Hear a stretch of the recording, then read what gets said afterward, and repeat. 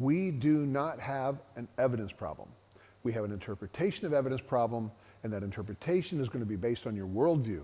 And if you believe that there's a God, you're going to explain the evidence completely and totally differently than someone who says that there is no God. Don't be intimidated. Very simple. You just got to start with genetics, which, by the way, requires something.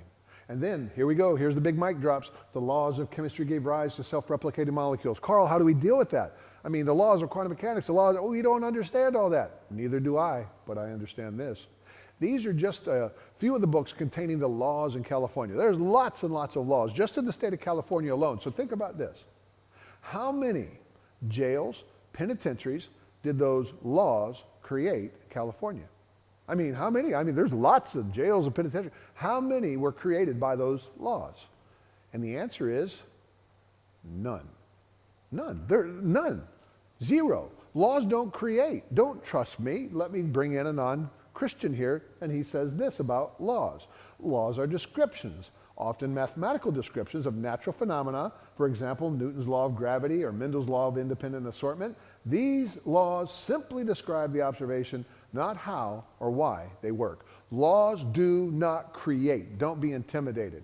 They want to drop all the laws stuff at you. Doesn't matter. Laws of chemistry didn't create anything. It describes it. It doesn't create it. It is plausible that a universe could come from nothing. Plausible? Do you know what the definition for plausible is? I did. I looked up the definition. And it says this. You're going to love this. Possibly true, believable, or realistic. Hold up. If something is possibly true, then it is also possibly not true? A fuller definition for plausible says this: a superficially fair, reasonable, or valuable, but often specious. Let me say that again. Superficially fair, reasonable, or valuable, but often specious. What does specious mean? I looked it up because, I'd looked it up before this, because of a Bible verse. Think of this. It says in 2 Corinthians 11:3, but I fear lest by any means as the serpent beguiled Eve through his subtlety. That word subtlety is interesting. I had looked that word up before when I was doing some study, and subtlety means a specious or false knowledge. Specious. What's specious mean?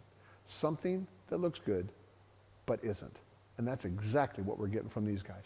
They may sound good, they may look good, it may be intimidating, but don't be intimidating because it's not good.